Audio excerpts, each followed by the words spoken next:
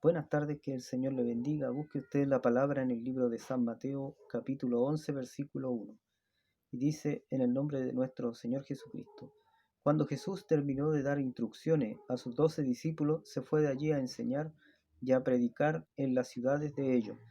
Y al oír Juan en la cárcel los hechos de Cristo, le envió 2 de sus discípulos para preguntarle, ¿eres tú aquel que había de venir o esperaremos a otro? Respondiendo, Jesús le dijo, id y haced saber a Juan las cosas que oís y veis. Los ciegos ven, los cojos andan, los leprosos son limpiados, los sordos oyen, los muertos son resucitados y a los pobres es anunciado el Evangelio. Bienaventurado es aquel que no halle tropiezo en mí.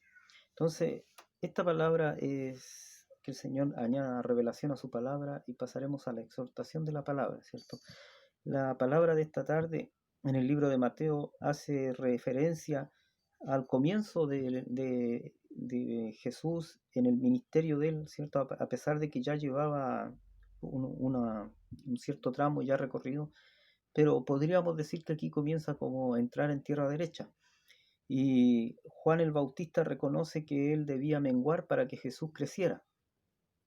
Entonces, cuando Juan es arrestado, ya desaparece. Después, como usted podrá saber, Juan el Bautista es decapitado y Jesús comienza ya su ministerio en la tierra, ¿cierto? Para predicar el Evangelio a toda criatura y a entregar las buenas nuevas de salvación, en la cual consistía, ¿cierto? Como lo hemos visto en otras veces, en un ministerio por gracia, ¿cierto? Un ministerio que era de vida para todo aquel que quisiera recibirlo.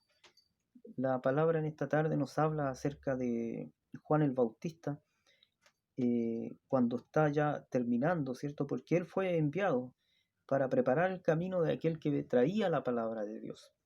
Juan el Bautista era el que, por decirlo de alguna forma, eh, cuando el ejército, ¿cierto?, va a la batalla, hay uno que toca la trompeta para que se preparen. Y Juan el Bautista cumplía como esta función, el llamar la atención de aquellos que estaban en ese momento, que eran contemporáneos de ellos, ¿cierto? Entonces él empieza a predicar el Evangelio acerca de Jesucristo y acerca del Mesías que iba a venir, ¿cierto? Del cual dice él, yo no soy digno de desatar su calzado. Y, y aquí podemos nosotros apreciar que se está cumpliendo lo que dice la palabra, ¿cierto? Dice, cuando Jesús terminó de dar instrucciones, ¿cierto? Cuando los envía eh, a sanar enfermos, ¿cierto? Por los caminos y que predicaran la palabra, el Evangelio. Entonces aquí encontramos nosotros a Jesús en esto de cuando ya estaba terminando, ¿cierto?, de dar las instrucciones, vienen unos emisarios o vienen los discípulos de Juan a preguntarle si era él al que esperaban o había otro. Entonces cuando nosotros podemos ver que a veces las cosas cuando no van bien, por muy preparado que esté espiritualmente la persona, puede llegar un momento de duda a su vida. ¿Quién podría estar más preparado que Juan, ¿cierto? Su ministerio consistía, ¿cierto?, en predicar la llegada de Jesús, y Dios le muestra a través de cuando desciende la paloma, ¿cierto?, y se posa en Jesús y le dice, este es mi hijo amado en quien tengo complacencia. Por lo tanto, Dios le da testimonio a Juan el Bautista de que Jesús era el Hijo de Dios y era el Mesías que esperaban, pero Juan aún así, ¿cierto?, al ver qué es lo que estaba sucediendo con él, tiene dudas en su corazón. Así también muchas veces en el cristiano, en la persona, sucede lo mismo cuando vienen tiempos difíciles, cuando vienen tiempos de persecución o tiempos en que pareciera que la solución no se divisa ni a corto ni a largo plazo. Entonces viene la duda a la persona y muchas veces las personas se preguntan si están haciendo lo correcto, si están en el camino adecuado, ¿cierto? Vienen tantas preguntas al ser humano acerca de Dios, pero Jesús le responde de la mejor manera que podría haberle dado una respuesta, ¿cierto? Él podía haberle dicho simplemente a los discípulos de Juan que vinieron, haberle dicho, sí, yo soy el Cristo, ¿cierto? Yo soy Jesús. Pero él le dice a través de las señales que estaba haciendo, yo soy el Hijo de Dios. O sea, ¿quién más podía hacer lo que Jesús le enumera, ¿cierto? Lo que le dice.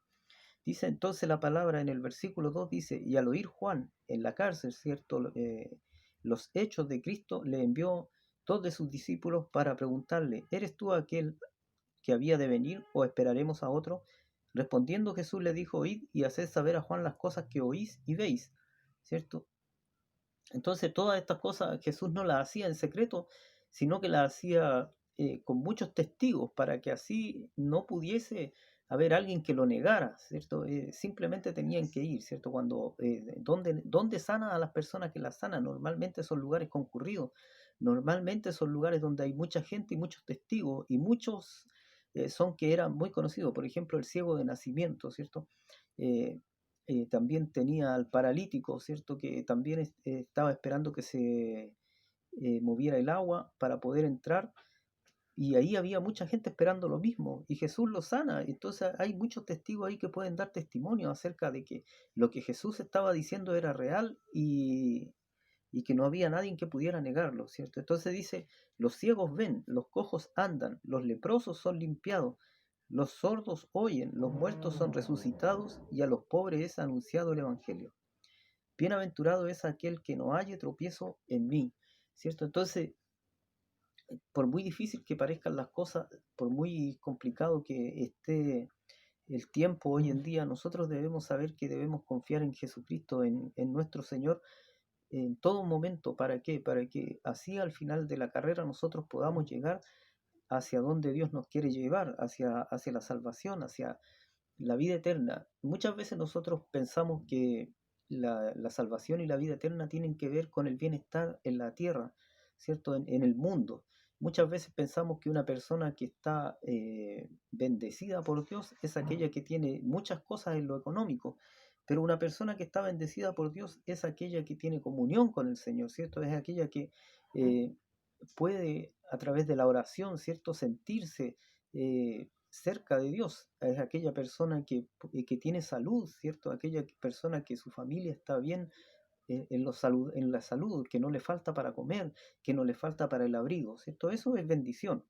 Lo otro, ¿cierto? Si yo puedo tener cosas materiales como, no sé, un televisor, como dijo la ministra, 4K, eso ya son añadiduras, pero lo principal de un cristiano es la comunión con Dios. Si yo tengo comunión con Dios, entonces estoy bendecido. Si no tengo comunión con Dios, si siento que Dios está lejos de mí, si siento que al orar no está la presencia de Dios, o si mis oraciones son tan cortas, ¿cierto?, que ni siquiera me alcanzan para ocupar un par de minutos, entonces quiere decir que no estoy cerca de Dios, porque una oración es como el alimento espiritual, es el alimento para el alma de la persona.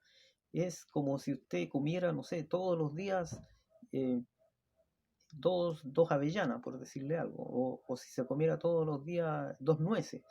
Usted al cabo de 3, 4 días tendría mucha hambre, ¿cierto? No podría vivir comiendo solo eso. Entonces, cuando usted tiene una comunión con Dios, sus oraciones tienen que eh, alimentar su alma, su espíritu, ¿cierto? Tienen que fortalecerlo. ¿Para qué es la fortaleza en el Señor? Para dejar de lado las cosas que son de este mundo, para sacar de uno los malos pensamientos, para fortalecerse en la presencia de Dios, pero para poder resistir lo que el enemigo quiera poner en nuestro camino, ¿cierto? Las peleas, los pleitos, las acusaciones falsas, todas esas cosas uno las va a resistir si es que uno tiene comunión con Dios, si es que uno está constantemente buscando la presencia de Dios, si es que uno está leyendo la palabra de Dios, si es que uno está buscando en la palabra de Dios el fortalecerse, no en la razón de uno, no en la razón que le pueda dar, no sé, su familia o sus hermanos, ¿es cierto? Porque el que finalmente sabe todas las cosas es Dios. Dios conoce el corazón de las personas. Por eso cuando usted ve que Jesús venían a hacerle una pregunta, ¿cierto? Con doble intención casi siempre, él no les contestaba lo que le estaban preguntando de los labios hacia afuera, sino que su respuesta iba a lo que había en el corazón de la persona. Entonces, cuando nosotros vamos también a la presencia de Dios, Dios conoce la necesidad que hay en nuestro corazón. Si la necesidad suya es económica, ¿cierto? Pero usted se humilla ante Dios y le pide una solución económica, entonces Dios le va a ayudar. Pero si la solución económica que usted le pide es para vanagloria, ¿cierto? Es para satisfacer los deseos de su corazón, de su pensamiento, entonces es difícil que el Señor le dé eso, porque eso no lo va a acercar a Dios, sino que lo va a alejar más. Pero en la palabra que estamos leyendo, ¿cierto? Juan estaba en un momento muy complicado de su vida, porque normalmente, ¿cierto? El concepto que tenemos, si servimos a Dios, entonces vamos a estar bien, vamos a estar protegidos, Dios nos va a librar de todo peligro, de todo mal. Y en ese momento Juan no lo estaba pasando bien porque ya estaba preso y sabía que en cualquier momento el que lo tenía, el rey que lo tenía cautivo, ¿cierto? Podía dictar la muerte en contra de él. O también no sabía, tenía incertidumbre en su corazón de cuánto tiempo iba a estar en ese lugar. Entonces podemos ver que Juan el Bautista tuvo dudas en su corazón y por eso envía a los discípulos de él a preguntarle a Jesús si era él el que había de venir, ¿cierto? Aquel Mesías que él esperaba, el cual él estaba predicando, o si esperaban a otro. Y Jesús le responde de esta manera, ¿para qué? Para que él recobrara fuerza, ¿cierto? ¿Cuántas veces nosotros pedimos al Señor que nos ayude por una situación determinada, pero pasa esa situación determinada, ¿cierto? Una enfermedad, por ejemplo. Tenemos un familiar enfermo, oramos a Dios para que el Señor lo sane y hasta ahí llegan nuestras oraciones, ¿cierto? El familiar se recupera, el Señor lo sana y después nos olvidamos de nosotros de Dios, nos olvidamos de seguir buscándole, los olvidamos, ¿cierto? De seguir viendo su palabra, buscando su palabra, de poder tener una intimidad con Dios. Entonces, una manera quizás más fácil, usted me podrá decir a lo mejor que le cuesta a usted leer la palabra, que le cuesta, ¿cierto?, memorizar la palabra, pero quizás hay algo que pueda hacer usted para memorizar mejor la palabra, ¿cierto? Es como en este caso, ¿cierto? Jesús le dice, le manda la respuesta a Juan, pero podría ser la respuesta para usted también. ¿Cierto? Quizás hay dudas en su corazón y esta respuesta a lo mejor también es para usted. ¿Por qué era el Hijo de Dios? ¿Por qué era aquel que esperaban? ¿Cierto? ¿Por qué era aquel que esperaban los israelitas? Y Él les dice, los ciegos ven, ¿cierto? Entonces cuando viene en duda a mi corazón, entonces yo puedo decirme lo mismo a mí mismo. Leo esto, pero lo leo para mí. Entonces digo, ¿por qué es el Hijo de Dios? Porque los ciegos ven. ¿Por qué Jesús es mi Salvador? Porque los cojos andan. ¿Por qué Jesús es a quien yo debo seguir? Porque los leprosos son limpiados. ¿Por qué Jesús, cierto, el Salvador de mi vida? Porque los sordos oyen, los muertos son resucitados y a los pobres es anunciado el Evangelio. ¿Dónde aparece esto? En los evangelios, si usted va leyendo los relatos, ¿cierto?, acerca de los milagros que Jesús hizo, entonces esos milagros dan testimonio de que no había otro hombre que pudiera hacer esas cosas, ¿cierto? Por lo tanto, Dios tenía que estar con él. Dios tenía que hacerlo a través de Jesús, ¿cierto? ¿Para qué? Para dar testimonio acerca de la deidad de Jesús. Entonces Jesús también es Dios, ¿cierto? Y esto quizás es un poco más extenso de explicar y de entender, pero Jesús es Dios, al igual que cierto que el Espíritu Santo, ¿cierto? Nosotros lo vemos al Espíritu Santo como algo lejano o algo que no tiene como una personalidad. Pero dice Jesús que cuando Él muere en la cruz, ¿cierto? Dice, antes que suceda esto, Jesús le dice que les conviene a ellos que Él muera, ¿cierto? Que Él parta del escenario de esta tierra, porque una vez que Él vuelva, ¿cierto?, a su lugar, cerca de Dios, ¿cierto?, ahí al costado del trono de Dios, dice que Él enviará, ¿cierto?, al Espíritu Santo para que nos guíe a toda verdad, a toda justicia, y Él estará con nosotros hasta el fin de los tiempos. Y el Espíritu Santo es la persona de Dios, ¿cierto? Pero que puede estar con nosotros en todo momento, es aquella que nos redarguye cuando nosotros estamos haciendo algo malo, cuando estamos errando el camino, cuando estamos desfasándonos, ¿cierto?, de aquello que Dios quiere hacer en nuestra vida, cuando estamos cambiando el rumbo, ¿cierto? Ese es el Espíritu que viene a nosotros cuando nosotros recibimos a Jesucristo en nuestro corazón. Pero en ese tiempo, ¿cierto? Todavía no sucedía esto, sino que los hombres tenían que ver lo que decía el profeta, porque recuerde usted que cuando Jesús está todavía aquí en la tierra, está presente de cuerpo, el Espíritu Santo todavía no entra en acción para todos, sino que era solamente para aquellos que Dios quería usar, como eran los profetas, ¿cierto? Como eran, por nombrar algunos, Elías, Eliseo, Samuel, ¿cierto? Entonces ellos eran usados por Dios y el Espíritu de Dios les hablaba a ellos y ellos le decían al pueblo qué es lo que tenían que hacer y por qué estaban errando, ¿cierto? Y venían no siempre con palabras que le agradaban al pueblo, ¿cierto? Sino que a veces venían con palabra dura de parte de Dios, donde Dios le decía que los iba a castigar por el pecado que había cometido el pueblo, ¿cierto? Y así también nos dice a nosotros el Espíritu Santo de Dios que mora en cada vida, que debemos nosotros tratar de llevar el camino de acuerdo a lo que dicen las Escrituras, ¿cierto? Y es por eso que es necesaria la oración, por eso que es necesario el tener este contacto con Dios cada día.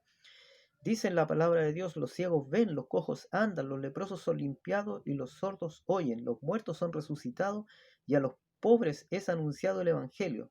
Dice: bienaventurado es aquel que no halle tropiezo en mí, ¿cierto? Bienaventurado aquel que no encuentra el tropiezo en Jesús.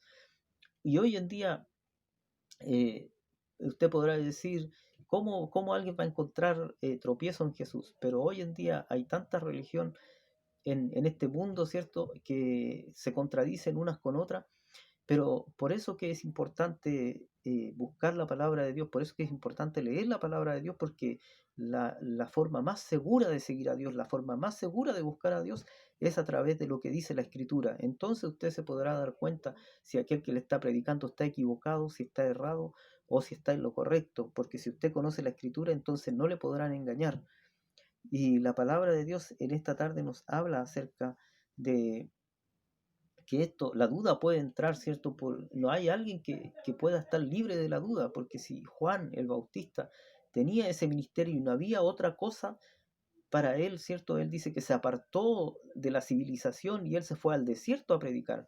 No es que él haya ido y haya buscado la sinagoga más bonita de ese tiempo y haya pedido los vestidos que correspondían, ¿cierto?, al sacerdocio, y haya dicho: miren, como yo tengo una misión especial en este mundo, quiero el vestido de sacerdote más bonito que exista.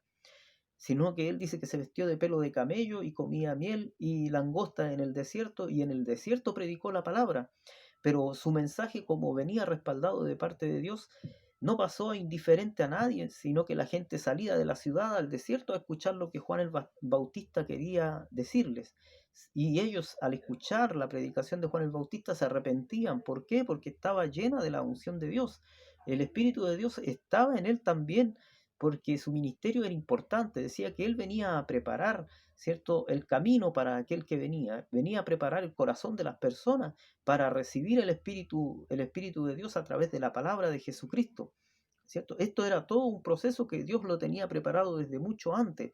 ¿Para qué? Para poder salvar, ¿cierto?, a la creación que Él había hecho. Porque muchas veces nosotros, conversando con las personas, nos dicen: todos somos hijos de Dios. Pero la verdad es que todos somos creación de Dios. Dios creó este mundo y creó todo lo que hay, por lo tanto también creó a todos los hombres y mujeres que usted conozca. Pero para ser hijo de Dios usted tiene que cumplir, por decirlo, como diría un hombre ahora, o una persona tendría que decir, tiene que cumplir los protocolos. ¿Y cuáles son los protocolos? El protocolo es que usted tiene que recibir a Jesús, tiene que arrepentirse, ¿cierto?, del camino de maldad que pueda haber tenido, y recibir a Jesucristo en su corazón como Señor y Salvador, ¿cierto? Y una vez que usted hace eso, ¿cierto?, entonces viene el Espíritu Santo y le bautiza.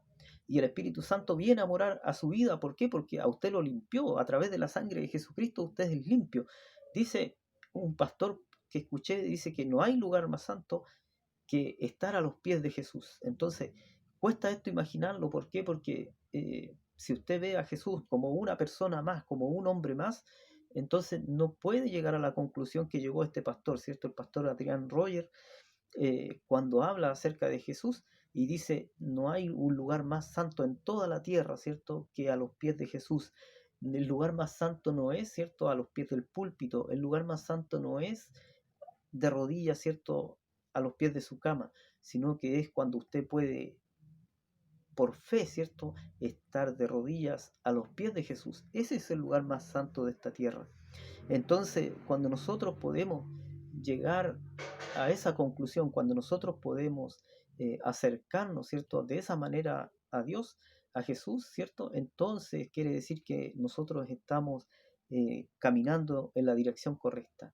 Por lo tanto, si vienen dudas a su corazón, no se sienta mal, sino que pídale al Señor, ¿cierto?, a través de la oración, y pídale, ¿cierto?, que sea usted lleno del Espíritu Santo y que el Espíritu Santo le guíe a toda verdad, a toda justicia, porque así está dicho en la palabra. Entonces usted no va a pedir algo extraño, sino que usted va a pedir algo que Jesús mismo le ofreció, ¿cierto? Antes de partir a la presencia de su Padre, ¿cierto? Antes de estar ahí, y ahí es donde está intercediendo por usted, por mí, ¿cierto? Dice que es nuestro abogado. Entonces, cuando nosotros nos equivocamos, Jesús intercede por nosotros en la presencia de Dios Padre.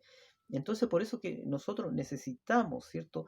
El Espíritu Santo para que Él nos guíe en el camino que nos pueda restar. Si Juan el Bautista tuvo dudas, por lo tanto usted no se apene el día que vengan dudas a su corazón, pero sí ore para que el Señor disipe toda duda de su vida, toda duda de su corazón y le dé la fortaleza y le dé, cierto, la fuerza para seguir adelante, para que no se canse. La palabra dice, no nos cansemos pues de hacer bien, que a su tiempo segaremos si no hubiésemos desmayado. Que el Señor le bendiga en este día y esta palabra pueda quedar en cada corazón, en cada vida.